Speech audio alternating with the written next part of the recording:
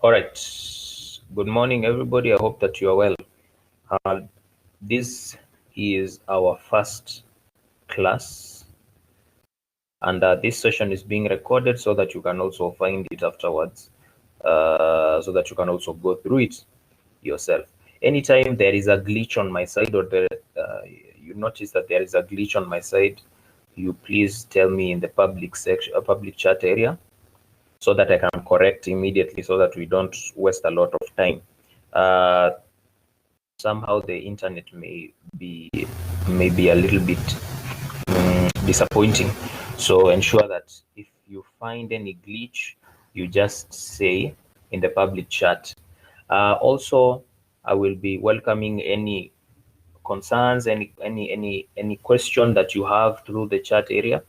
Also, at some point, if you also want to ask through your mic, you can ask. But if you feel it is better for you to type, you can type, which also typing is also better, because I don't have to deal with all the noise from your end, because I really don't know where you are. So I don't want to really deal with the noise if you're in a noisy area, probably. So also ensure that your mics are muted as long as I am lecturing, so that it can give us an easy time, and also so that I can deliver better. You can hear me better, and so that you can also gain more. On my end, I will have muted you, so that you can help me to lecture more consistently. So this being our first class, I want to introduce myself. My name is Mr. Francis Mutuku, and I will be taking you through computer organization and architecture through the time that you'll be learning this unit, until the time that you'll do your final exam. From the portal, I believe that you have already seen some of my introduction there that I have already put up. So my contacts are also there, and the number that I've given there, you have very well indicated that it is a WhatsApp number. So when you text with it, I may not see it. When you call, you may find me off, but when you WhatsApp, it is always on. So ensure that number, use it for WhatsApp for any queries. There is also an email address that I have put up there, which you can use for official purposes, or when I require you to use it. Well, I want us to go through the course outline together, and then we do the introduction for this unit, and so that we can get started. All right, let me share this screen here so that we can get started.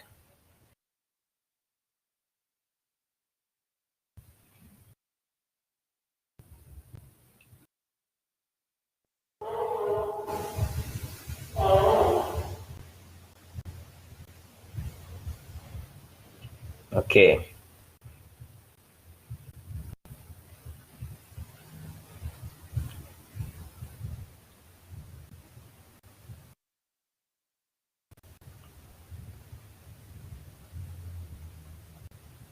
This is the course outline. The code for the unit is DBIT. Let me maximize this a little bit so that you can see it. The code for this unit is DBIT 0201 and DCS 0201. There are my contacts again. That's my email, and this is the phone. Again, I've said the phone number is for WhatsApp. I will be able to respond very fast through WhatsApp. So if you use any other channel, I may not be very, for instance, if you call, you may find I'm not available through call. Yeah. But also text, I take a long time to look at texts. But for WhatsApp, if you WhatsApp me, I will respond soon. I will respond fast, because I prefer WhatsApp for communication. So the unit itself is supposed to help you as the learner, to acquire knowledge and skills in things to do with the computer system, theoretically, and how to assemble and disassemble computer parts, theoretically, because there is a unit called computer principles of computer maintenance, which you are going to do practically. So here you are going to learn most of these things theoretically, and the concepts of computer systems, and also how the processor looks like, the processor architecture, computer arithmetic, the mathematics of computer. You're also going to learn about the computer memory and input and output devices and organization. Uh, so the unit itself is basically kind of like an extension to what you learned in Introduction to ICT. I believe that you did something to do with Introduction to ICT somewhere, or you have prior knowledge. So it requires of you that when you are learning this unit, you have prior knowledge of how computers work, just basic knowledge of how computers work, what is a computer, what are input devices, what are output devices, what are storage devices, what is the RAM. So those kind of introductory concepts, it is important that you already have them, so that this is going just to be an extension of that. So upon completion of the unit, you are supposed to have a thorough knowledge of computer organization and architecture, how computer parts are organized. You're supposed to be able to easily identify the basic computer hardware components, and you can mention them by name. You are supposed to illustrate how computer parts are assembled, disassembled, how softwares are installed, and such things.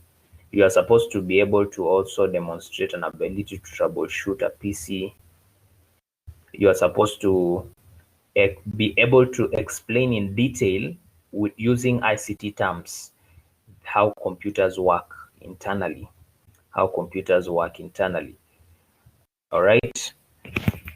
Am I audible enough, Lewis?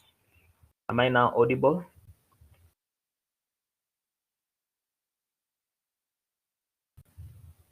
Or let me increase the volume from my end.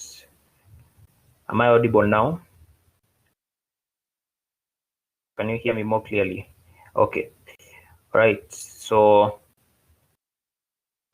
then also at the end of the unit, you are supposed to be able to appreciate the concepts of instruction sets and the nature of machine translation, and that is all everything to do with how computer processors work. At the end of the unit, you must be able to understand the system architecture, or how parts and data is organized in a computer. And you are supposed to be able to understand what we call logic circuits at the end of the unit, and logic gates at the end of the unit. At the end of the unit, you are also supposed to be able to know how to assemble a simple computer. At the end of the unit, you must also be able to understand the concepts of computer compilers, operating systems, networking concepts, computer security, and basics in software engineering. So that is the unit description and the unit, the objectives, what you're supposed to learn. Now, this is the course outline, or the review, the overview of the course, the things that you are supposed to learn. Chapter 1, we have introduction to fundamentals of computer systems, and here we have fundamentals of computer organization and architecture. You can actually find this in your from your end. When you access the portal from your end, you will find these notes. You find this PDF. The structure of IAS computer and von Neumann architecture, PC components and functions, interconnection structures, bus interconnections, input and output. We have I/O modules, programmed I/O, interrupt-driven I/O, direct memory access, and the general applications of ICT in the modern society, which I'm not going actually to take you through, because it is a thing you've already learned before. It's not very hard. Right? Then chapter 2, memory system organization. Memory system organization. Here we are going to look at microcomputer memory, characteristics of memory system, classification and design parameters, memory hierarchy, the dynamics of internal memory, that is the RAM, the static RAM, and the dynamic RAM. Then we're also going to study about interleaved and associative memory, Then also under that topic, we are going to discuss now things to do with cache memory, virtual memory, and external memory. So cache memory, virtual memory, and external memory, where we have magnetic disks, magnetic tapes, and such things. Chapter 2, we are going to discuss the hardware. Chapter 3, hardware components of a computer system. And here we are going to discuss the von Neumann architecture. We are going to discuss the various input-output devices and how they work. We are going to discuss the CPU, the central processing unit. We're going to discuss the computer memory and other hardware devices.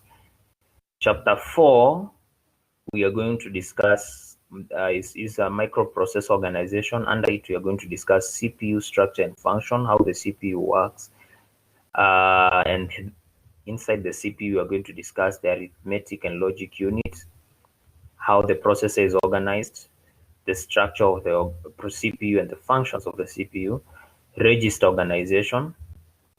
Then we are going to discuss this very important thing about instruction cycle and instruction pipelining, and we are going to say what that is about. We are also going to look at introduction to RISC, reduced instruction set computers, and complex instruction set computer architecture. Then we are going to discuss instruction level parallelism and superscalar processors and the design issues involved. Chapter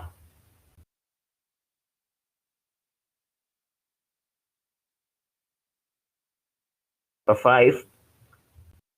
Chapter 5 is a mathematical chapter where we are going to do a little bit of mathematics. A very interesting mathematics, the mathematics of computer. So it's called data representation and number systems. So there we are going to discuss numbering systems. We are going to discuss decimal, binary, octal, and hexadecimal number systems. Then we are going to do number systems conversions. I should have included that. Number systems conversions, but it's still part of that. Number systems conversions and logic gates. Still under data representation and number systems. Then chapter 6, we are going to discuss input-output organization. And here we're going to discuss peripheral devices, I/O modules. I/O is basically input-output. I/O modules, I/O interfaces, modes of transfer, programmed, interrupt-driven, and direct memory access transfer. And then we're going to discuss I/O processor and DCP, data communication processor. Now, basically, whatever you have seen there in the course overview, the course outline, is basically the internal structure of a computer, how the computer works internally. So we are only going to, it is only chapter 3.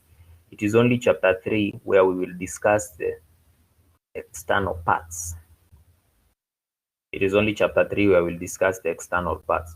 But all the rest, we are going to be discussing the internal parts of a computer and how they function. So it's going to enable you to understand and even to be able to explain using ICT terms, the different, the ways in which the computer works using ICT terms. Instead of saying the computer has hung, you can have an ICT term for it. Instead of saying the computer is slow, you can have an ICT term for it. When you are asked, how does the CPU work? How does the computer open a program? When you click open on a program, how does the computer open a program? You can actually explain the CPU does this, the memory does this, the virtual memory does this. So basically the unit is about introducing you to a way in which, or making you able to explain using ICT terms how the computer works.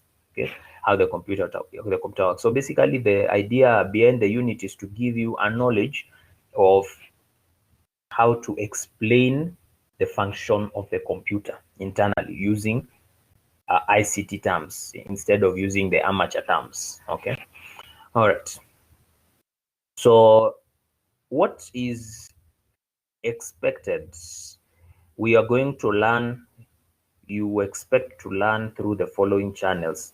You're going to learn through class lectures, the online class lectures. You're also going to learn through videos that I will be sending from time to time based on what I'm teaching. So based on what I teach you, I'm going to send a video which you can watch that I have downloaded from authentic sources, sources of learning. And also, I'm going to welcome analytical questions. I'm going to welcome questions of any kind. I'm going to illustrate using examples so that you can understand better. You are not going to go for field trips because you're not in school, you're not physically in session. And there is also going to be class discussions, which we can do through the mic or through audio or through the public chat area. Instruction materials, I'm going to teach you through notes. So I'm going to be projecting notes or sharing my screen that has notes. And at some point when I want to draw, I will use a software for drawing. I will use a software for drawing. Assessment criteria, you are going to do 2 assignments, 2 cards, and 1 final exam. So each assignment is theory in nature, each card is theory in nature, and the final exam is theory in nature. The assignments, each assignment is going to take 5%, which gives you 10. Each card is going to carry 15%, which will give you 30, and the final exam is going to carry 60%, which totals up to 100%. Now, these are some of the reference textbooks which you can actually go out and find out there, and they can help you to understand the content better. So they are already given. Again, as I've said, I've already shared the course outline, so you can find it from your end. Okay. Now, the unit itself will require that you think.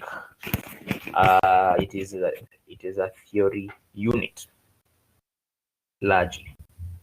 So it will require you to think. It will require you to grasp content, to grasp ideas or terms, concepts. It will require you to be there, not passively, but actively. So if you slack out a little bit, you'll miss a lot because I'm going to be talking in some detailed ICT terms. So if I'm explaining something like why the computer hangs, I will use detailed ICT terms for that. Okay, so it is important that you be there actively and not passively. You listen, you grasp content, and you also ask questions from time to time. Anytime you ask any question, I'll be prompt to answer. That is the course outline. That is the course outline for these units. Please save this number. Save that number. That number is important so that when you want to reach out, you reach out using that number. And again, I've said through WhatsApp. I will also require that your class reps reach out to me, both of your class reps. I believe you have 2 class reps. So both of your class reps should reach out to me, class rep for DBIT and class rep for DCS. You reach out to me through my number. And you also form a group.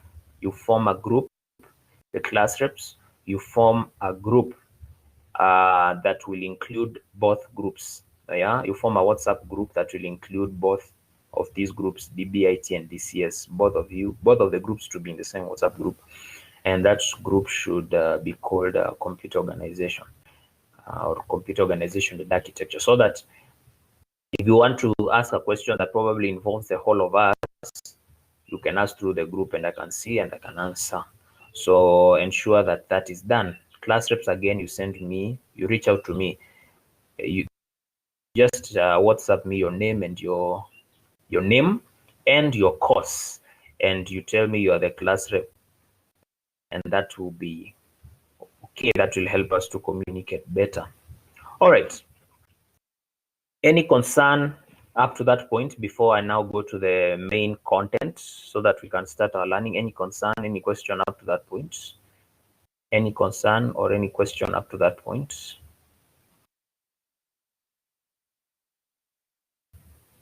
Any concern or question up to that point?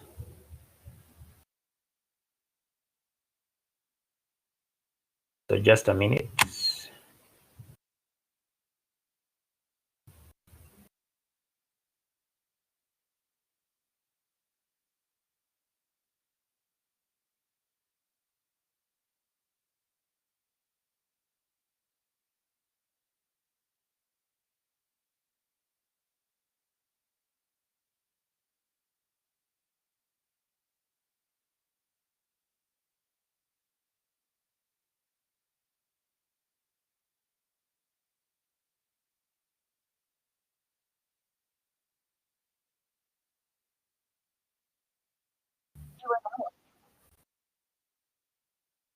Okay, then so we can start our session.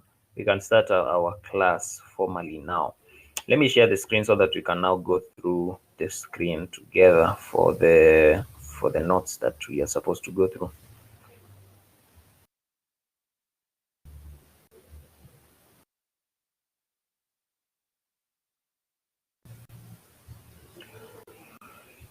So there we go. Those are the notes. Let me maximize so that you can see better.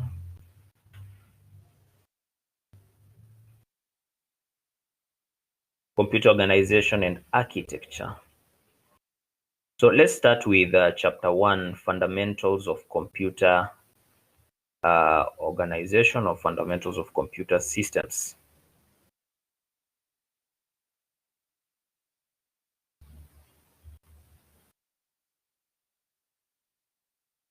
So a computer system is a set of parts, is a combination of parts. And I also believe that you have somewhere that you can write notes so that you don't listen for 3 hours. You can't listen for 3 hours only.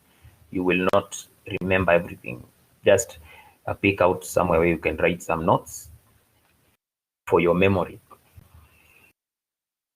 So a computer system is a combination of parts that work together to provide computing services. A computer system is a combination of parts that work together to provide computing services. These parts can be hardware or software. Hardware are the tangible parts of a computer system, like the keyboard, the mouse, the monitor, the CPU, the RAM, the motherboard, the transistors, the capacitors, all the tangible parts. The software are the programs, the set of programs that guide the computer in executing tasks. So a computer system is a collection of all those parts, hardware and software, that work together seamlessly to provide computing services. And what are those computing services? Those computing services are just three: to receive data, to process data, and to output data, and by extension also to store data. So those are computing services. All right. So that is what a computer system is. That is what a computer system is by definition. By definition, the set of parts or elements that work together to provide computing services. Okay. Now, the architecture of the computer system refers to how those computer parts are arranged. The architecture. When we talk about computer architecture, we talk about how those elements of the computer system are arranged and how they work together. It is a logical way of understanding how those computer parts work. Just take an example of a house. When you say this is the architectural design of a house, this is the architectural drawing of a house, basically that architectural drawing is just to show you what room is going to be where, how each room is going to look like. Okay. And it is just a design. It is a model of the real thing. So the computer architecture is a representation of how all these elements in the computer system work and where they are found physically in the computer, and how they work together, how they share data, how they communicate. So that is exactly what computer architecture is. The computer architecture is a logical design of how computer system parts work and how they communicate together. That is what computer architecture is. Now, for us to better understand the computer architecture, we must understand the model of computer architecture. The model of computer architecture. Who came up with the model of computer architecture? The way the computers are right now. A computer has a monitor, a keyboard or a keypad, a mouse, it has a CPU, a RAM, and everything else. Who designed that model? So the way to understand the computer architecture is to discuss the von Neumann model. Now, von Neumann was a scientist, computer scientist. He proposed his computer architecture design. The first design of computers was proposed by computer scientist von Neumann in 1945, and it is rather called the von Neumann model or the von Neumann architecture. Now, the von Neumann architecture is notable for having the control unit of the CPU, the arithmetic and logic units, and the registers of the CPU, and inputs and outputs. In other words, the von Neumann architecture is still being used today. The kind of computers that we use, the way everything is arranged in the von Neumann style. So the von Neumann style is the style of organizing a computer where we have a CPU that has a control unit, a CPU that has an arithmetic and logic unit, and a CPU that has registers. And then these parts of the CPU, they work together with input and output devices like the keyboard, the keyboard, the mic, any input device that you know, the keyboard, the mic, the joystick, the trackball, the light pen, the mouse, any of these. And then it also works together with output devices like the monitor, the printer, and other things, the speaker, and such things. So the von Neumann architecture is based on the von Neumann architecture is based on the stored program computer concept, where instruction data and program data are stored in the same memory. So the von Neumann architecture, all data are stored in the RAM temporarily. Some other data are stored in special memories like the ROM. Yeah. So also the von Neumann architecture, it has this characteristic of storage in RAM and ROM. And that's why we have said that this design is still used in most computers even today, because even today we are still using computers that have a processor, which have a control unit, arithmetic logic unit, which use registers, and all these processor parts, they work together with input and output devices, just like your laptop, just like your computer. So your computer is made using the von Neumann style, the von Neumann style.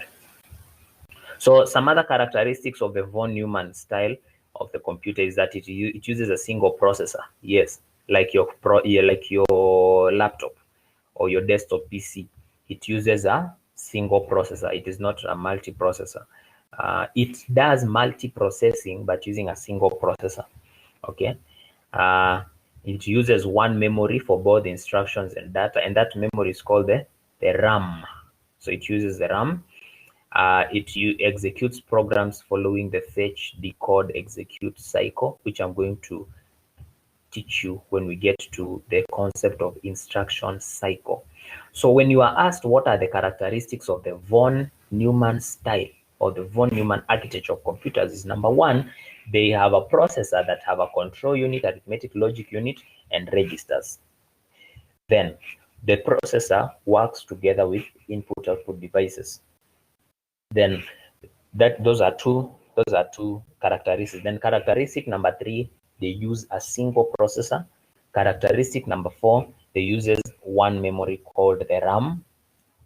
Okay, it's called the processing memory. The processing memory is called the RAM, and then it executes programs using an instruction cycle.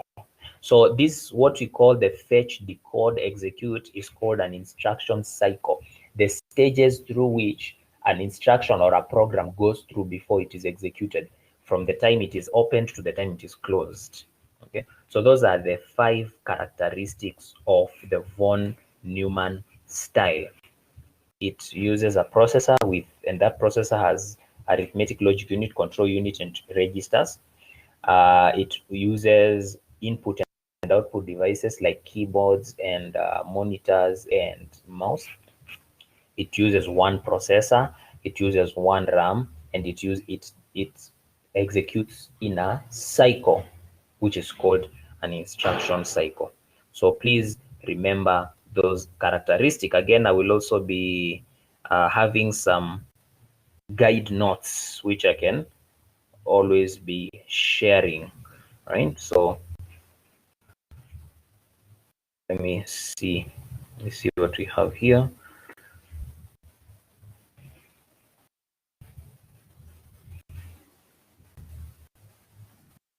So I want to kind of summarize whatever I'm saying, so that as you follow the notes, you can also follow what I've just said using some summaries here that might be important for you. So let me create a summary here which I can also share. So characteristics of the von Neumann architecture of computers. So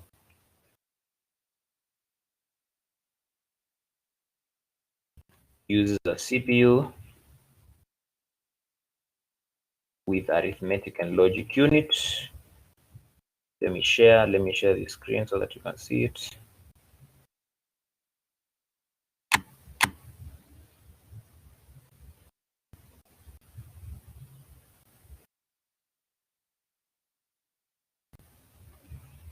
There you go. So I want to summarize so that you can also, if you're writing notes, you can also see what you have. Use a CPU with ALU, arithmetic and logic unit, control unit, and registers. As a set of I/O devices. Again, as I said, I/O is input output. Okay, I/O devices.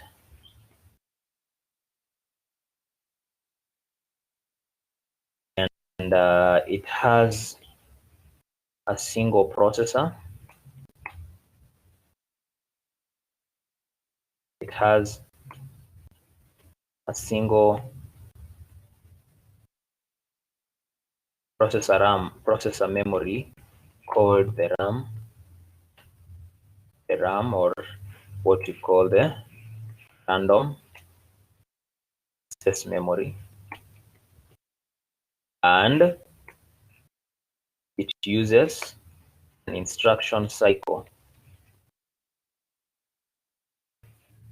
In fact, this one I'm going to just place it here. It fits better there after the CPU so that it can be consistent. The CPU uses an instruction cycle to execute instructions or commands. So those are the characteristics of the von Neumann architecture. It is important that you get them. The characteristics of the von Neumann architecture. All right, then let's move on. I'm going to be summarizing. Now, the basic structure for the von Neumann looks as follows. So now I'm supposed to swap between those two screens so that I can share another one. I can share the first one. Let me share the first one so that now you can see the diagram there, so that I can explain this diagram. There you go.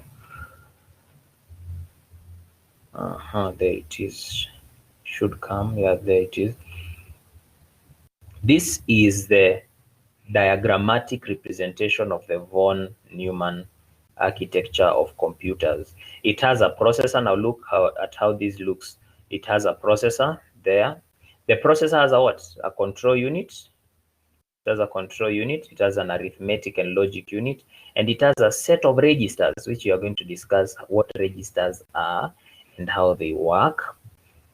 And it uses a functional memory. It's called the processing memory. In other words, this CPU, all of this CPU works together with a memory unit, and this memory unit is called the RAM. And there are others like the ROM and the cache memory, and also the virtual memory. They are part of the memory unit. But the main memory unit, which works with the RAM, is called which works with the processor, is called the RAM. All right. So there is a CPU, there is a memory, and there are input devices. There it is, and output devices. So input devices, this arrow, input devices. So this arrow should look the other way. I don't know how I actually ended up having it that way, but this arrow should point inwards. This arrow should point inwards. The arrow should point inwards. So to show that the data is going into the system. Okay, and then of course this arrow points outwards because information is going out to the output devices. So that is the diagrammatic representation of the von Neumann architecture, the diagrammatic representation of the von Neumann architecture. Moving on. So what are the components of the von Neumann model? The components are as follows. They are as follows: the CPU, the memory unit, input and output devices. That is what you need to know. So what are let me now summarize. Let me summarize the components of the von Neumann. So the von Neumann has the following components. The von Neumann has the following components.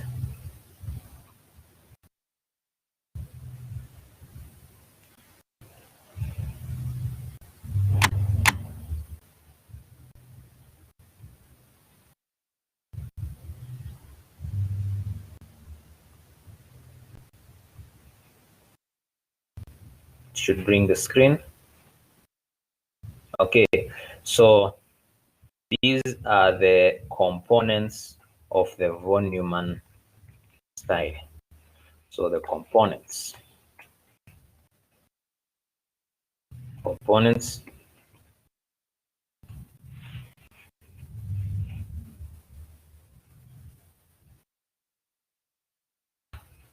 the von Neumann style, of the von Neumann architecture.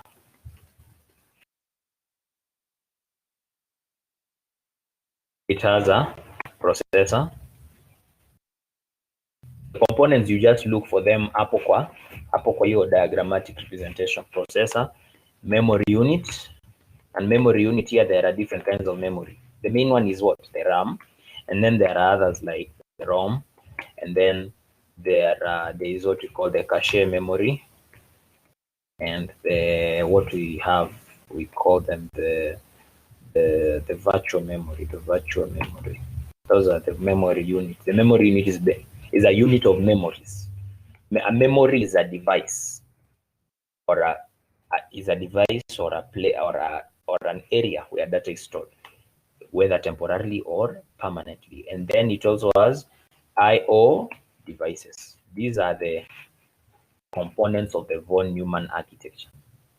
Okay, and we have said that this is the exact architecture that we use, that is used even for for our computers. Our computers have a single processor as a memory unit, which it is made up of the main RAM, and then others like the ROM, the cache memory, and the virtual memory.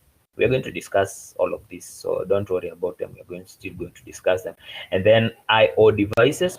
I/O devices are input and output devices like keyboard, it's an input, mouse, it's an input, mic for voice input, yes, and all those kinds of things. All right, then. So I want us now to go through the CPU, and all these parts. So the CPU, the basic work of the CPU is to process data. Okay. All right. So let me now share back that screen. I wanted to share that so that I can summarize.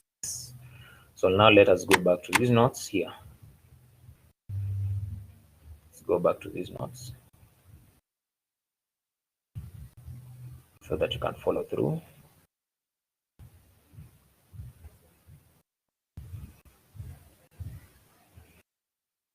So there it is. So the CPU, its work is to execute instructions or to execute programs. That is the main work of the CPU, to execute instructions or execute programs. Or from the basic definition of the CPU, it is tasked to convert data into information. So that is basically what the CPU is about. Its work is to execute instructions, to execute a program. For instance, if you open a program, if you click open on a program, it is the CPU that takes that instruction and executes it. If you transfer a file from one place to another, you copy and you paste, it is the CPU that does that. So all these kinds of operations, the CPU that does all of them. They are called instructions. Whatever you give to the computer, whatever you make the computer to do is an instruction. Whether it's a copy and paste, whether it's open a file, close a file, delete a file, rename a file, um, save a file, whatever, anything that you make the computer to do, it is called the processor interprets that as an instruction. And therefore, it is the work of the processor to execute that instruction, okay, whatever thing you're doing. The processor is made up of three basic parts: the arithmetic logic unit, the control unit, and a variety of registers. The arithmetic and logic unit is responsible for computing the arithmetic and logic operations. What are arithmetic operations? Arithmetic operations are operations that are mathematical in nature, like add, divide, subtract, multiply, such kind of things. Those are arithmetic operations. Calculations. Yeah.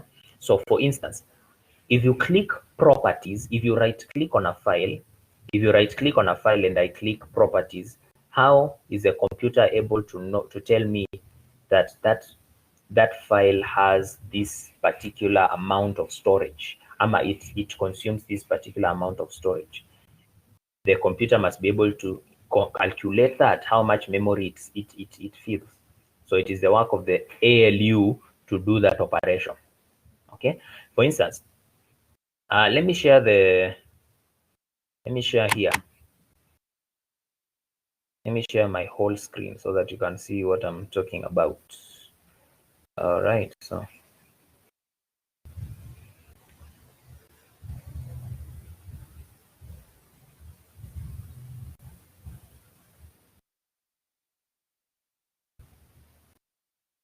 let me share that.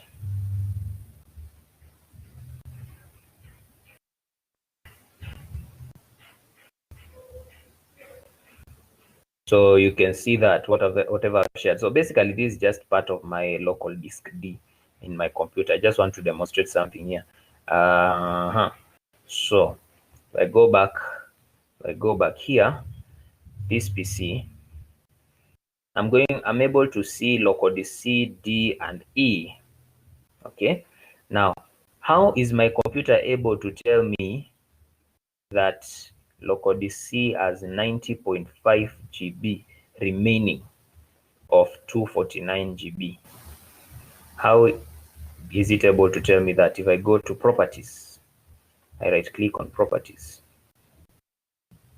it is able to tell me all these things. Or if I go to a specific file, okay, let's just move back here. How is my computer able to tell me that my memory, this partition, it's called a partition, a hard disk partition, it has 90.5 GB free? How is it able to tell me that? It is able to calculate. That means it's able to calculate. If I add something else, it is going to calculate that, the remaining storage, and how much has been consumed.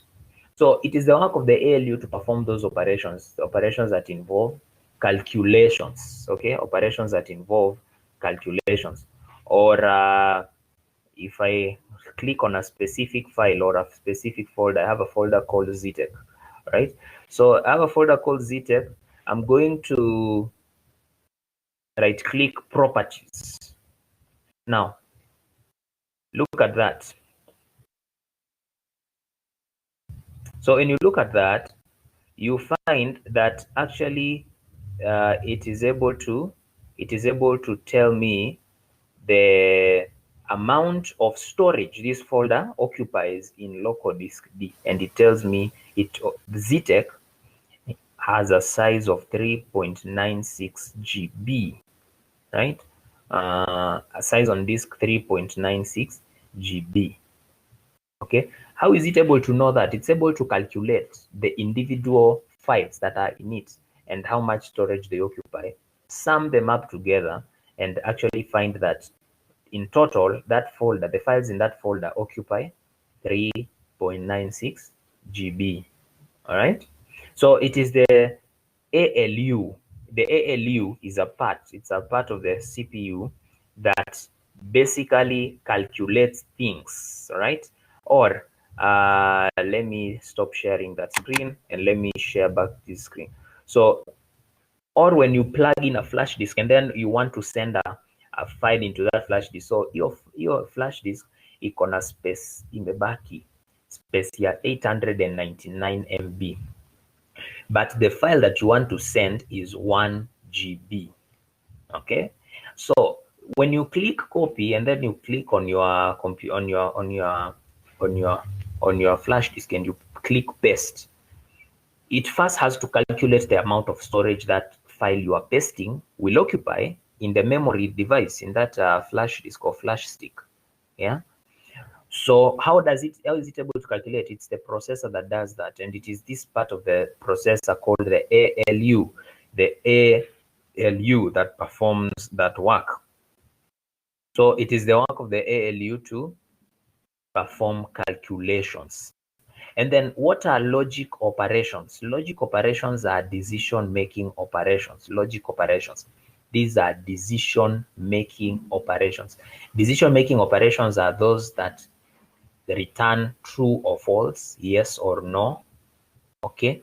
For instance, if you copy and paste a file into a flash disk, and then you remove that flash disk, or that flash disk by accident it's not now being detected, and then as you continue pasting, you remove that flash disk, or as it continue pasting it, the computer cannot detect it. How does the computer know that your flash disk has been removed? That is a logic operation. A logic operation is a decision-making operation. So the computer will have to decide that because the flash disk has been disconnected, then I cannot continue pasting. So it will give you an error message saying that the file ama the drive G has been disconnected, and then you can click cancel. Okay, that is a decision-making operations where the computer decides to do things based on some certain activities. Then the control unit of the CPU, its work is to coordinate and manage all the activities of the CPU. The work of the control unit of the CPU is to coordinate and manage all the works of all the functions of the CPU. So control unit ni kama supervisor. Its work is to coordinate and manage all the activities of the CPU to ensure that they do not clog or they do not conflict. They do not conflict. Then registers, we are going to discuss registers here later, where there is somewhere we are going to discuss registers. But the work of registers is to serve as special purpose memory. Okay, registers is a type of memory that the CPU uses. It is a high speed memory that the CPU uses apart from the RAM. Okay, because the RAM is the main memory unit. So registers are a high speed memory that the CPU uses when the RAM cannot handle all its executions at the same time. But we're going to discuss registers. Yeah, so that is a CPU for you. We have already discussed the ALU, we have discussed the control units, and we have already discussed the registers. We have said that they are high-speed storage areas. And then there are things we call buses. Buses are basically pathways of communication.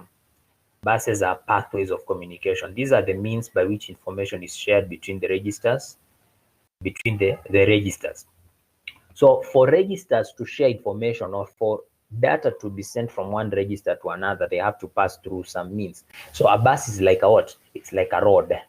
A bus is like a road, a pathway for communication, a pathway through things, through which things go through. So a bus is a pathway for communication between a register and a register. Okay. Now there are three kinds of buses: data bus,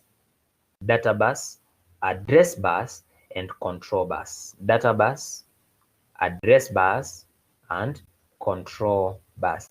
The data bus carries data between the processor, the main memory unit, and the input-output devices. Okay, so wacha turudi hapa ndio I illustrate that. Turudi hapa kwa hii von Neumann architecture. So for the CPU to communicate between the main, for the CPU, this one, to communicate with the main memory unit and the input-output devices, it uses what we call a data bus. So easy arrows zenye zinaonyesha communication going to and fro. These arrows, basically communication for these arrows to the communication that happens, that is facilitated between these, that is shown by these arrows, that kind of communication are facilitated by data bus. Okay, a bus is just like a bus, yeah, like a bus which carries people. It transports people from one area to another.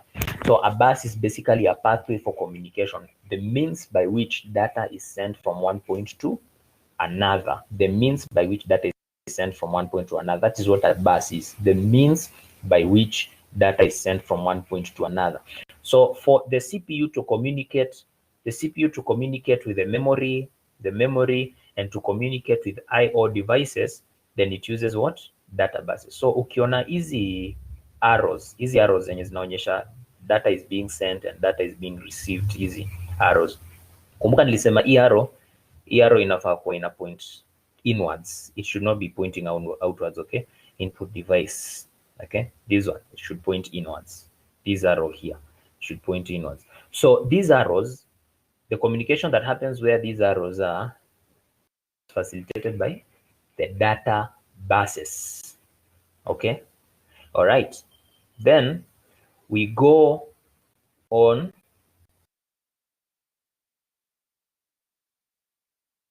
We have what we call the address bus. If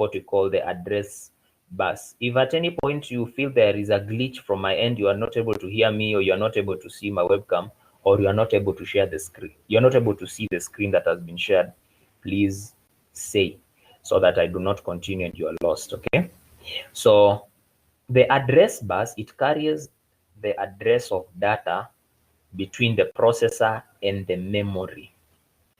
Every data has an address. Why? Because the address is the one which identifies that particular data as a data set, as a unique data set. Yeah. So every particular data has an address. So as the data moves between the processor and the memory, every data has what? Has an address. So it is the address bus that carries the address of those data. It is the data bus that carries that data, but it is the address bar that carries what? The address of that data. Okay. So the data is not transported together with its address in the same bus. Okay. Ni kama like you are an individual person. Okay. But there are things that identify you when you go in a bus. For instance, when you get into a bus, you of course you carry your ID. Yeah, you do carry your ID in your pocket or in your pouch.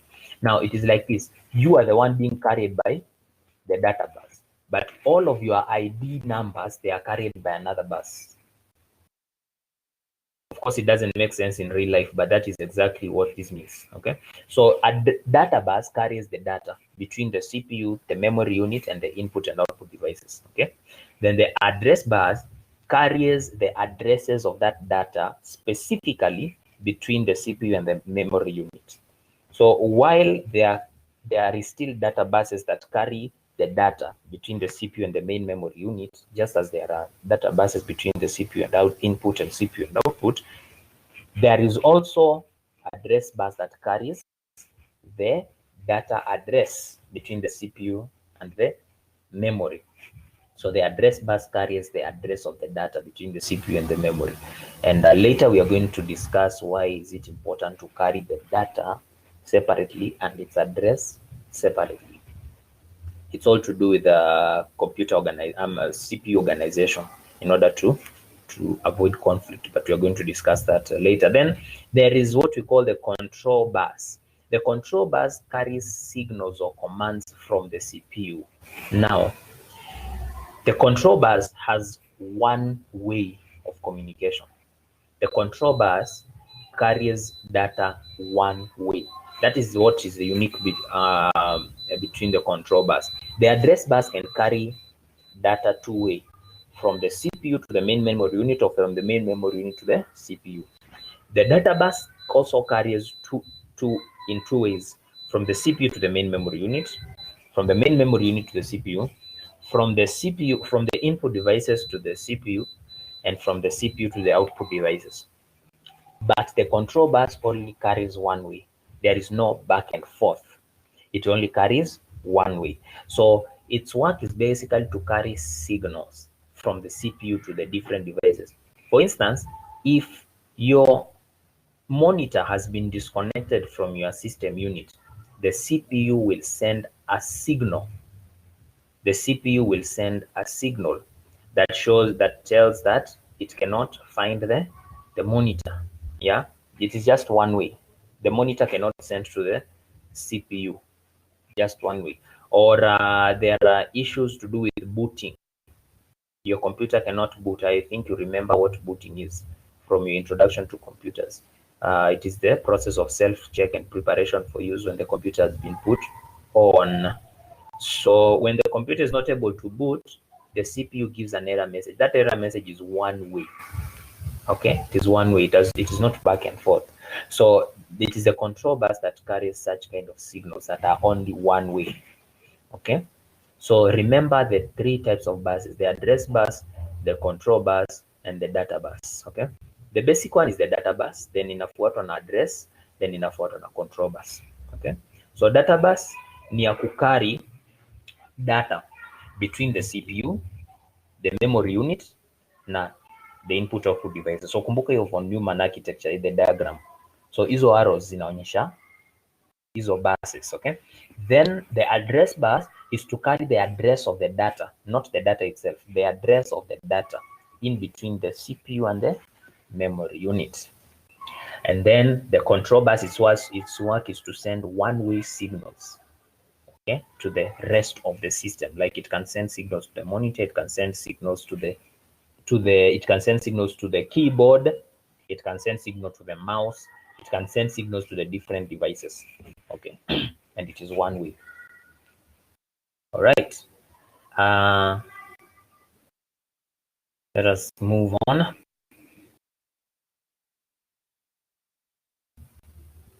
Memory. So remember tulikuwa tuna discuss the main components of the von Neumann architecture, na tumesema the main components ni CPU, input output devices na memory unit. Okay, CPU, under CPU ndio tumediscuss control unit, arithmetic and logic unit na registers. Okay, na buses pia.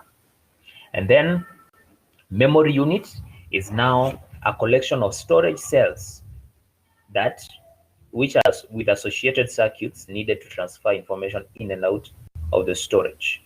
The work of the memory is to store information in bits or words. Word is called a byte. Okay, there are ways in which we represent data. A data can be bits or bytes. A bit is a single data, is a single data signal. It can either be a 0 or a 1. Okay, a bit is a single data signal. It can either be a 0 or a 1. Then a byte is a group of bits which can represent a word. Okay, for instance, letter K, the computer does not understand it like K. K is high level language. Or letter L or letter M, whatever is on the keyboard, or any instruction you give from the mouse, from any input device. That instruction is high level language. It's only you that understand. Open, that instruction is high level language. But every instruction is represented in form of bits or bytes, which the computer can understand. 110011 kind of things. Okay, so the computer understands these things using bytes and bits. This is called machine language. All right, so the memory stores information in form of bits and bytes. Bits and bytes. A byte, a word forms a byte. Okay, so the internal structure of memory unit is specified by the number of words it contains and the number of bits in each word. There are two major types of memories. These are the major types, the RAM and the ROM. Kuna zingine zinaitwa special purpose memories, like registers ni special purpose, cache memory, buffers na virtual memory. Hizo ni special memories. But the main kind of memory ni RAM na ROM. Okay, and we are going to discuss all of them in detail kwa sababu zote ziko kwa unit, RAM na ROM. All right, let's now look at the individual PC components and functions. Individual PC components and functions. I want to look at each of them and what it does. We start with the, or even before we even go there, I want you to tell me the different PC components. I want you to tell me the different PC components. Let me minimize this so that you can now tell me. I want you to tell me the different PC components that are there that you know. What are some of the components that you know? Parts of a computer, that is exactly what I'm asking. Yeah.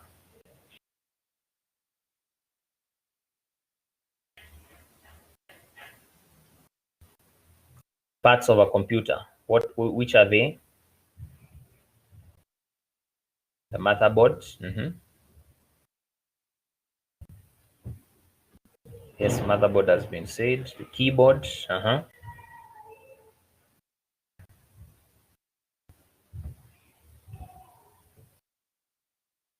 Speakers, the mouse, that is true.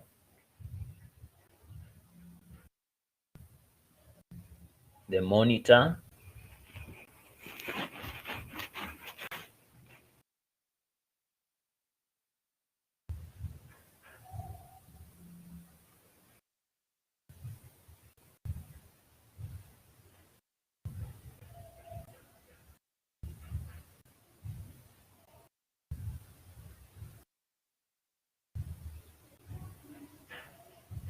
Which others?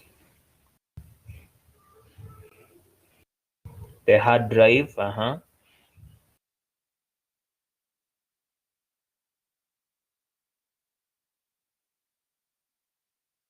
The power supply unit.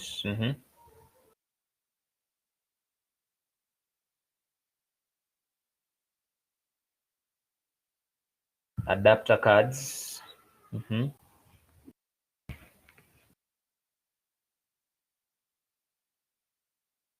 optical drive.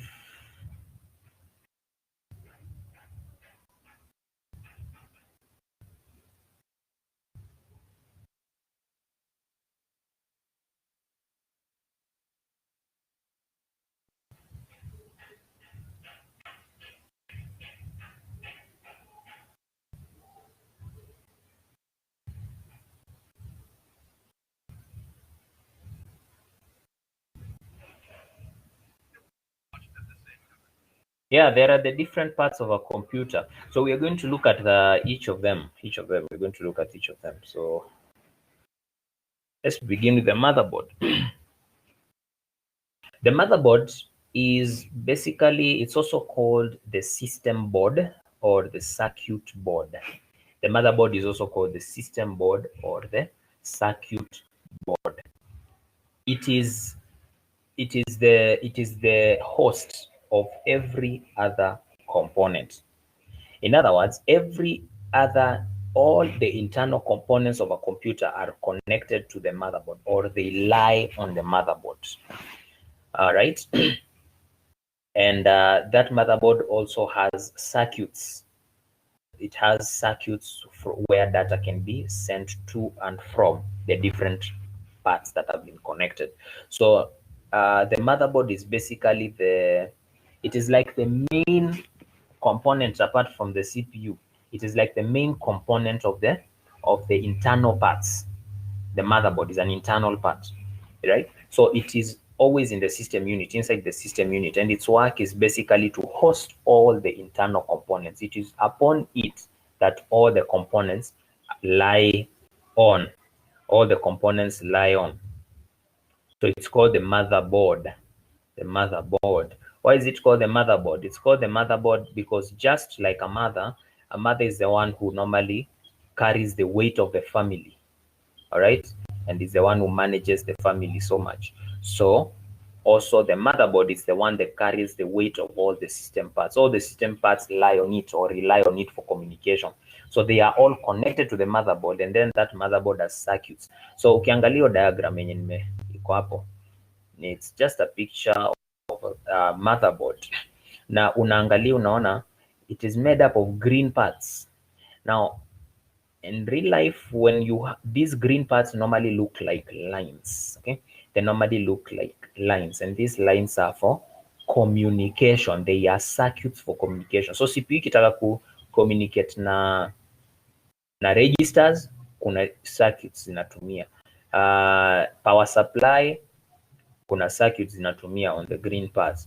All these transistors and all these capacitors, diodes, all these things, information coming from the RAM, yeah,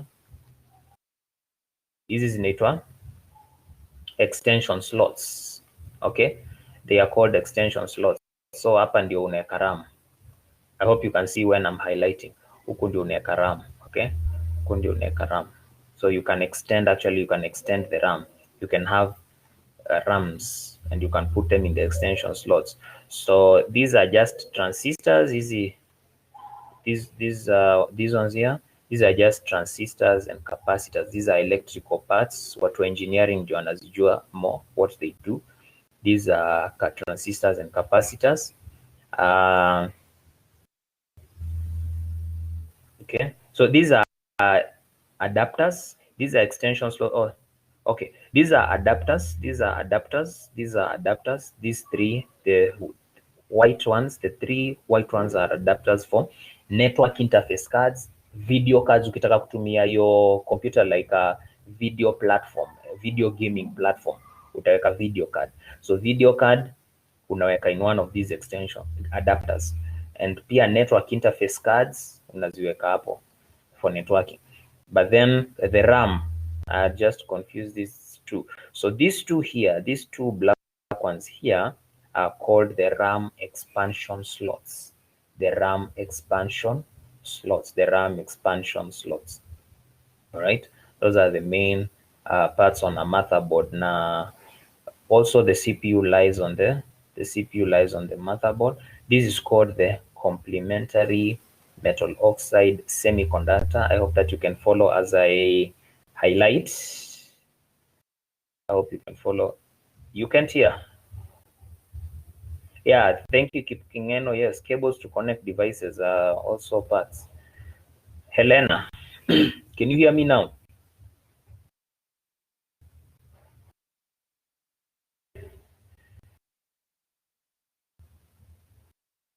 Okay, let me refresh this page. Okay, then, if you can hear me, then let me move on. Okay, so this is the complementary metal oxide semiconductor. Hope you can follow as I highlight. So hii inakaa battery hapa inaitwa complementary metal oxide semiconductor. Complementary metal oxide semiconductor. Kazi yake ni kukeep settings za date and time, and also software ya booting pia iko hapo ndani, inaitwa BIOS, basic input output system. I think you learned this mkifanya introduction to computers, such things, yeah, something like that. So inaitwa CMOS, complementary metal oxide semiconductor. Kazi yake ni kukeep dating za settings za date na time, na also to keep the software that controls booting. It's called BIOS, basic input output system. Now we can't discuss all of these parts, we are just looking at an overview.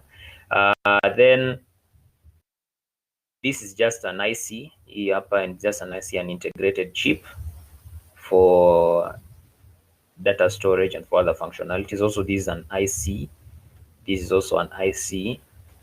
Yeah, so there are different ICs. This is also an IC. Yeah, this is a place for connecting the hard disk. So ports za hard disk na connectiwa hapa kwa hizi vitu za white hapa zenye nime highlight. They are so the hard disk uses cables called SATA cable, SATA, capital SATA, SATA cable. So these are cables zina connectiwa hapa so that now data can now be transmitted kwa motherboard iende kwa CPU. Hapa ndio CPU kuwa. This is where CPU is normally is. I wish that if you were here physically in school, you could actually see them practically, but none of us is in school, including myself, but unless I go there for some things. So this is the CPU slot. This is the CPU slot, and in here, in your CPU, imagine this is the only CPU. So CPU is not a big thing. CPU is a very small thing. It's a very small thing. So this here is a CPU. This is the CPU there. Okay, whatever I've highlighted hapo, hiyo ndio CPU. Hiyo tu peke yake ndio CPU, lakini hiyo yote ni CPU slot. Why is the CPU slot yet is bigger, yet the CPU is very small? It is big because the CPU is hinged beneath a fan. The CPU is hinged beneath a fan. So juu yake kuna fan. So hii yote ni place yenye fan inakuwa connected. So fan inakuwa connected kwa hizi nini, what do I call them? It's like where the fan is connected and it's screwed. It is screwed physically, yeah, using screws. So the fan is connected there. So juu ya CPU kuna kuanga na fan.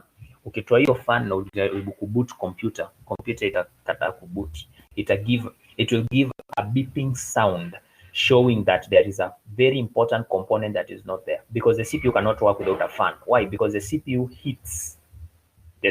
heats up, so it requires a fan. When the fan has not been connected, the computer cannot boot. Are we together? Okay. And then the CPU also has ports that connect it to the external devices. Now, CPU ina host internal devices, but there are also external parts that need to communicate with the internal parts. Kumbuka internal parts zimeconnectiwa to the motherboard, but hizi internal parts kama CPU, RAM, network adapters, CMOS, hizi internal parts za motherboard zote, they also have to communicate with the external parts like the keyboard, the mouse, the monitor. These external parts are called peripheral devices. Let me type there so that you can see that external parts of a computer are called peripheral devices. Peripheral devices. Peripheral devices.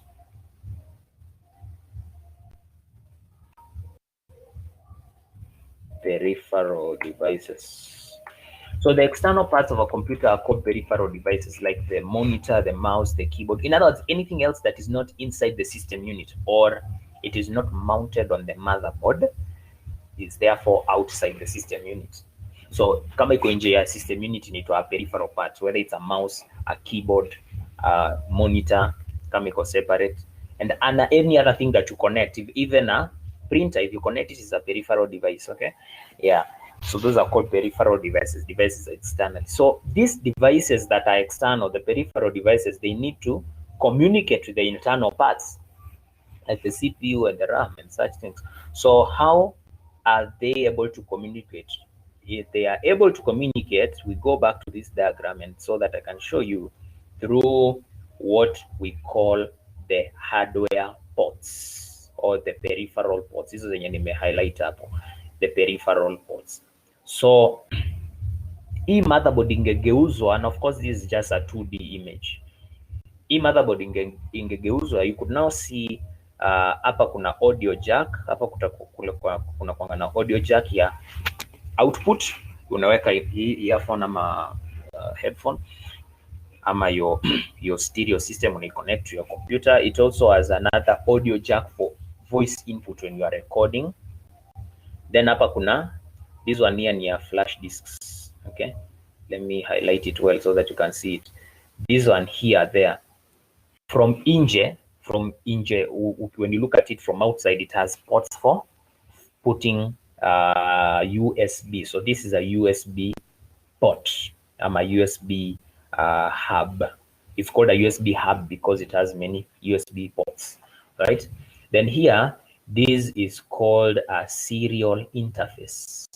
Hii ndio una connect na printers na vitu kama monitor zenye zinatumia VGA cables as you connect hapo, right? So all these, they are called the peripheral ports or the external ports of the motherboard, the external ports of the motherboard. So the motherboard, its work is to host internal components and also to facilitate communication between the internal components and the external components. Moving on, the power supply. The power supply, its work is to receive power and convert it into DC. There are two variations of power: alternative current and direct current, AC and DC. Now the computer cannot work on AC. The AC is a lot for the computer parts. The AC cannot, the computer cannot support AC power. So it has to be converted into DC. So it is the power supply that takes that power from outside. So ukiangalia hii image hapa, from outside, and then now can you see all these cables? Now all these cables are connected to the motherboard. Sasa hii power yenye ina receiviwa from the power supply, it now goes to the motherboard and now it's distributed to the different parts. Now let me show you kwa motherboard mahali hii, this particular interface here, where it is plugged in. Let me show you where that is plugged in the motherboard.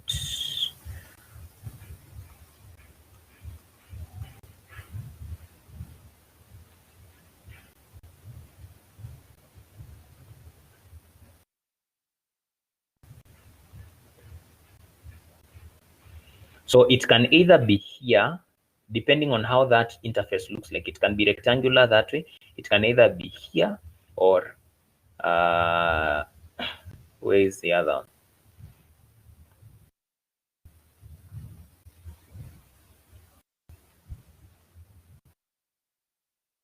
Or here. So these are rectangular in nature, but this power supply unit has a square in nature. But the ones that I've shown you, this interface is rectangular in nature. In fact, it is rectangular. It's actually rectangular. Yeah, so the power supply, again, as I've said, the power supply, its work is to convert power from AC to DC, and then now transmit that power to the motherboard. And then now from the motherboard, all the devices inside the motherboard can receive that power. Are we together? Yeah. But things like the monitor, they receive AC. Okay, kama ni monitor inakuanga okay? Si monitor una connecting peke yake. So monitor you connect to its own power, yeah, directly. Monitor can receive AC, but the motherboard cannot handle AC. Okay, so all the parts of the motherboard have to be the power that comes into the motherboard has to be converted to DC, and it is the work of the power supply. So it is important that you notice that. Moving on, the CPU is the brain of the computer, Now, its work is basically to process data, to convert data into information, and also to execute instructions, or what we call commands. That is basically the work of the CPU. Let me refresh the page so that something has just gone wrong on my side. Let me refresh.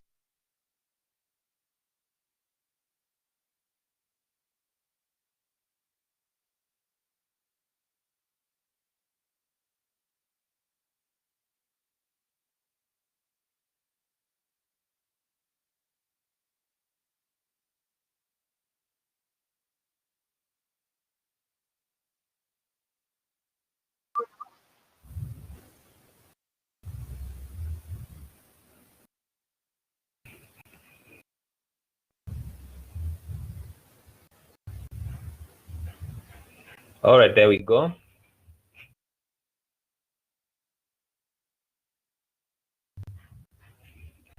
Let me share the screen.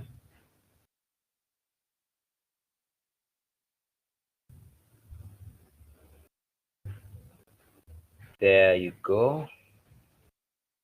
So the central processing unit, its work is to process data, to convert data into information, and also to execute instructions that you give to the computer. So any instruction whatsoever: open a file, close a file, delete a file, transfer a file, cut, paste, copy, paste, any instruction that you do, rename, partition a disk, any instruction that you give to the computer, anything that, in other words, any task that the computer has to do, it is the CPU that does. Okay, so the CPU, its work is to pick instructions and to execute them. Now the CPU looks like this. Now this is underneath, hapa ni chini. Ukiangalia image hapo, the one I've shared, hizi pins ziko chini, si juu. Are you together? Ziko chini. So ukigeuza on top, the CPU looks like this. Okay, that way, the one which I've highlighted there. Ukigeuza tu ni surface, it's a smooth surface, but chini iko na pins that you connect it now to the CPU slots. Okay, iko na pins, right? So it is those pins that are for communication and also for power. Yeah, so that is basically the work of the CPU. Then we have the random access memory. The random access memory, it's still a part inside the motherboard. It's a temporary memory. We also call it the processor memory. Why do you call it the processor memory? Because it is the one that works hand in hand with the processor. When the processor is executing tasks, all those tasks have to be loaded temporarily to the RAM. And then now the CPU can fetch those instructions from the RAM as it executes them. And then when it finishes executing every task, inazirudisha kwa RAM. And then now it is the RAM that now can distribute it to the output devices and storage devices. So the RAM is called the processor memory, or the processing memory, because it works hand in hand with the processor.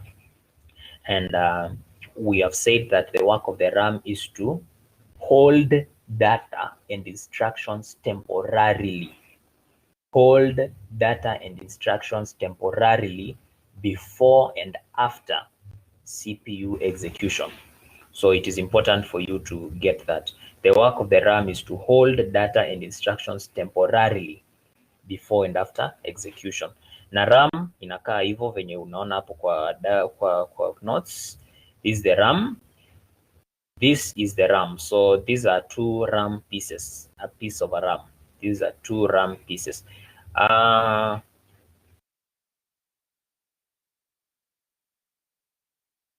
think I actually have some of these things. Let me just see if I have a RAM.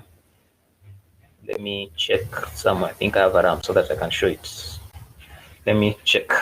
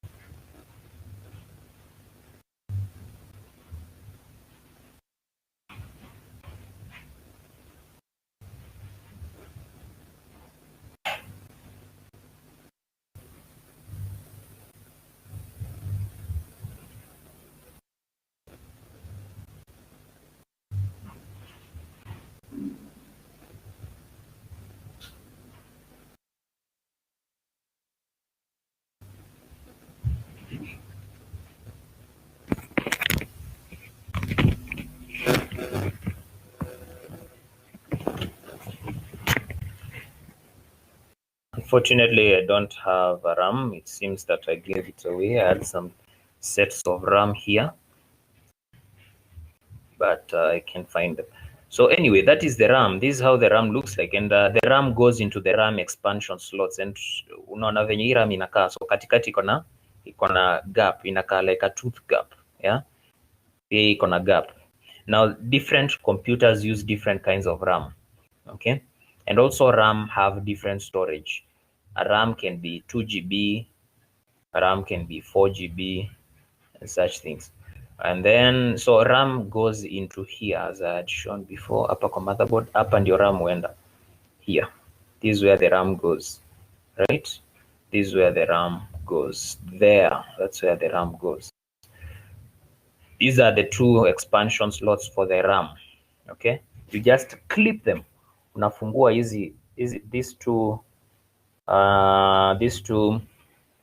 these two white things huko on the end, unazitoanisha.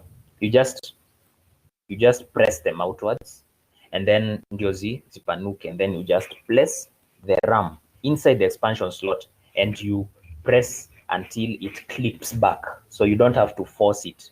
If it doesn't clip back, it means you have put it wrong, but it has to clip back. So it has to clip, it has to produce that sound of clipping. So when it clips, then you know the RAM has been successfully been installed in the expansion slot, right? Then, so the work of the RAM, again, I say, is to hold data and instructions temporarily before and after execution. It is important that you write these things.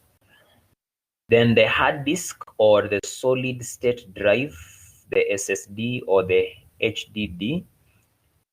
The hard disk is a storage area. It is a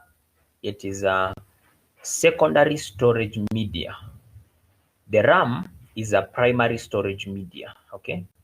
The hard disk is a secondary storage media, and its work is to store all the data and all the files in your computer. So all the data and all the files in your computer are stored in the hard disk, all right? Now, the RAM does not have data in it when the CPU is not processing anything. When the CPU is not processing anything, the RAM doesn't have anything. The RAM only receives input, but the RAM only receives data from the hard disk. Okay, so when the processor is processing anything, then it's when the RAM temporarily receives data from the hard disk. All right, so every file that you have in your computer, they are inside the hard disk. Now, well, this is a hard disk that has been opened, but hard disk, ikiwa imefungwa, it just looks like it just has a solid surface. Hapo juu, it just has a solid surface, an aluminium solid surface. These are called hard disk platters. Hizi ziko hapa, hizi za round, zinakaa compact disk. They are called hard disk platters. Now that is where all data is stored inside the hard disk.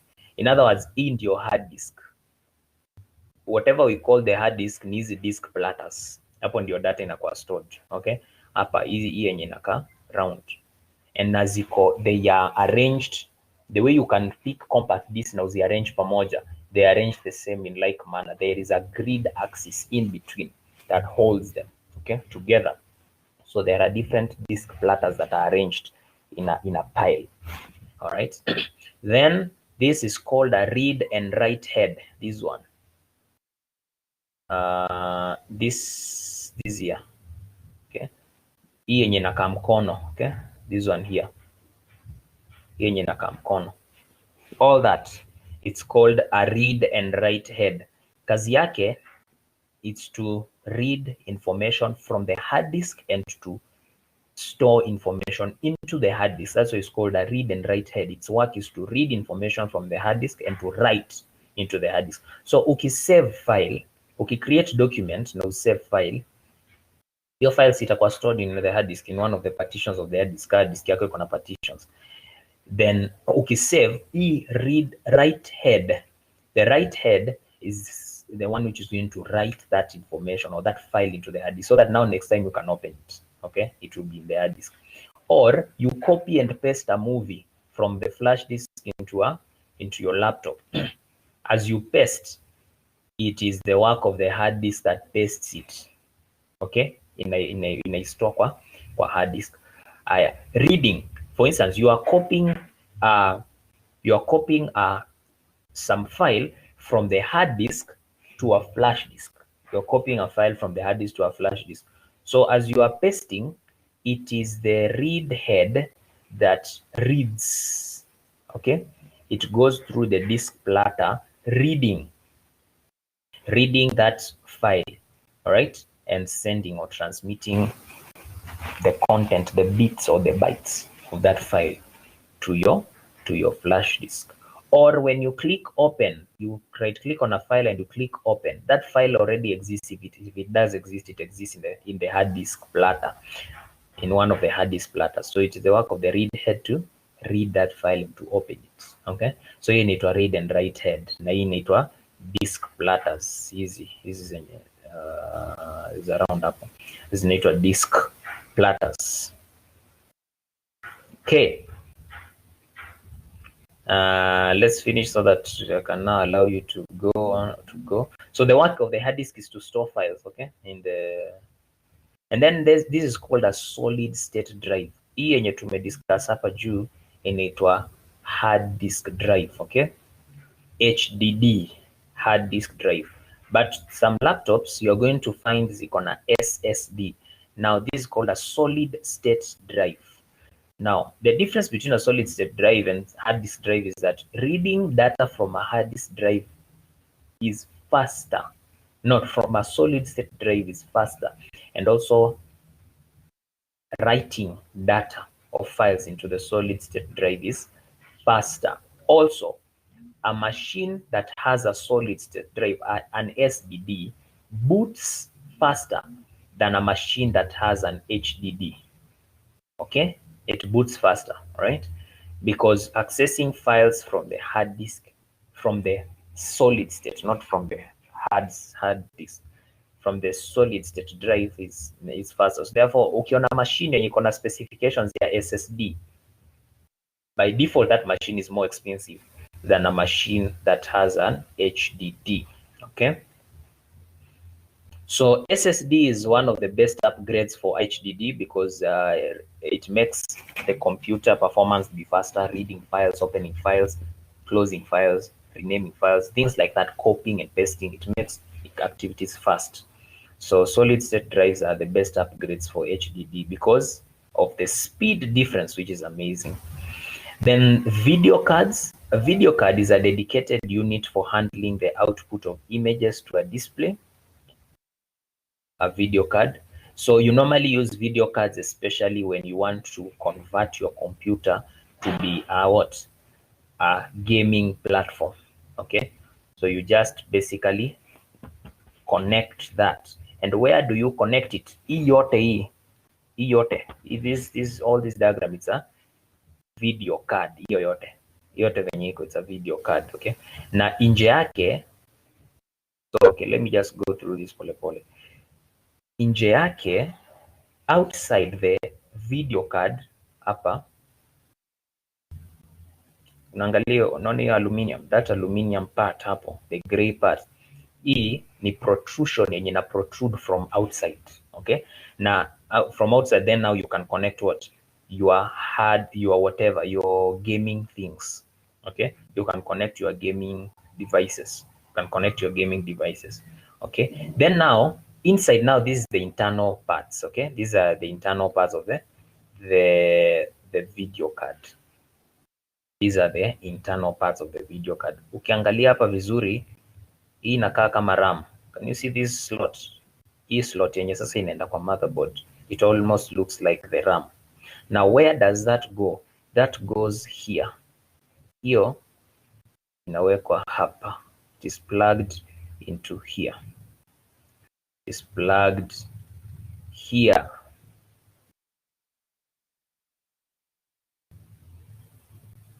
It is plugged there. Okay. It is plugged there. There must be another slot. Well, okay, yeah. It is plugged there. Okay. So that is where the video card goes when you want to convert your computer into a gaming platform, or to enhance the images of your game, to ensure that your computer can support those enhanced images of your game. Then the video card comes in handy. So the video card enables for enhanced graphics and for graphics processing, because processing graphics is a work that the CPU, it's CPU intensive. So video card ni kama a mini CPU, ni kama a mini CPU for graphics, to process graphics. Also, when you are using softwares that use a lot of graphics, it's not just video games.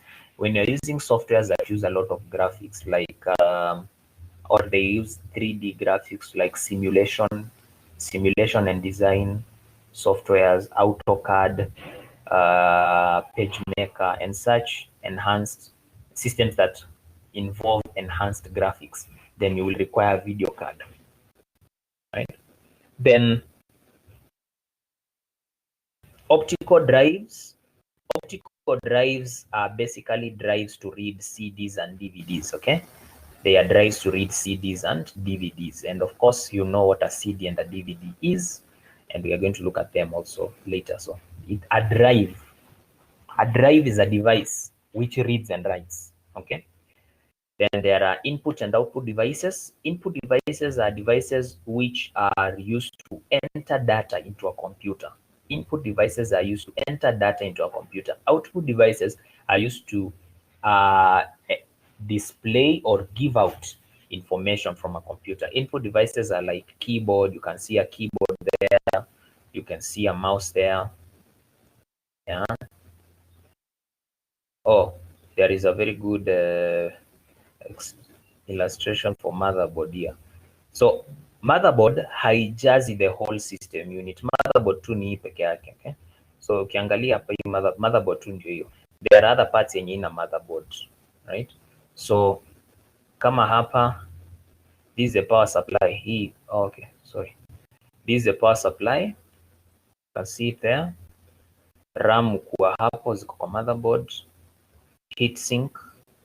Heatsink ni ya it's called heat dissipation, for heat dissipation, because there is a lot of heat, so it has to kind of discard much of this heat, so there is a heat sink. Then the CPU ndio hiyo, the motherboard ndio hii yote, ndio unaona iko na green parts, hiyo ndio motherboard. Then expansion slots ndio hizo nilikuwa nimesema before.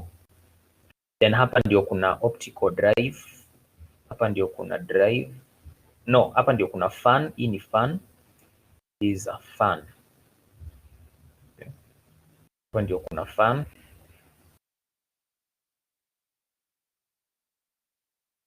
Yeah, and then hard disk zinakuwa hapa. hard disk kama SSD zinakuwa hapa hapo, hivyo ndio hard disk kukua, right? So that is basically it. That's a good way of showing where these parts are. So now from next class, we are going to look at the PC interconnection structures and other things from there. So I wish that we stop that class at that point. Anyone who has a question or a concern that you want to raise, that would be appreciated. Any question? Also, you can comment on the class. You can say how the class has been so that we can stop.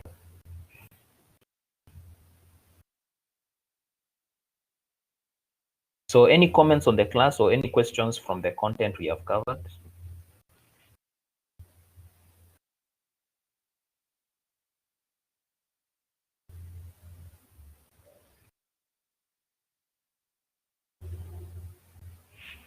Any comments?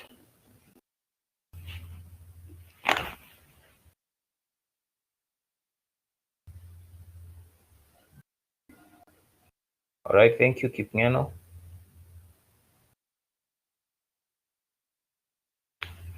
Or a question that you might be having from the content that we have just learned.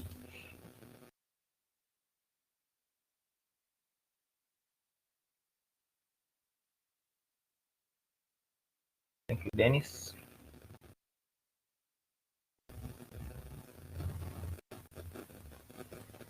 Any question? Comment, question or comment?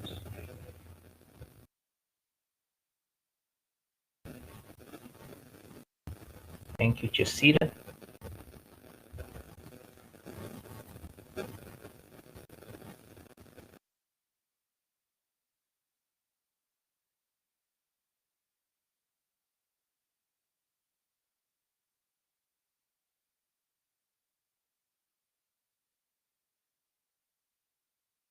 Thank you, Lewis.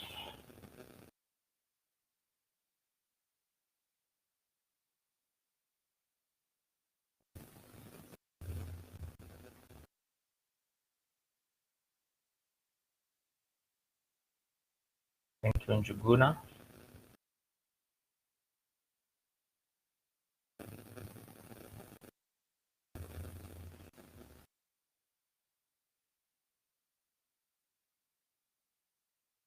Thank you, Hannah. All right then, so I think we can stop at that so that next time we meet and we continue from there. So the notes are already uploaded there.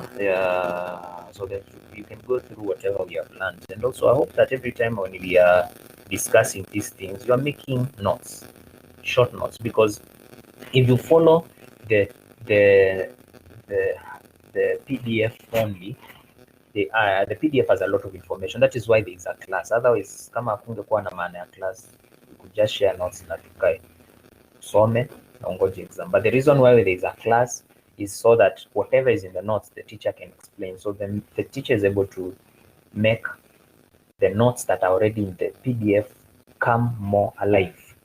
So it is important that every time we are discussing these things, you write somewhere. So wherever you are, you write. Kama uko mahali chini ya mti ama wherever you are watching whatever from, wherever you are, you ensure you write. It helps you to remember the things that we are saying in class, and it also makes the PDF better to understand. Sawa. So then we can stop at that. The session has been recorded and you can find it from your end for any clarification. Then have a good afternoon. Let's meet in the next class.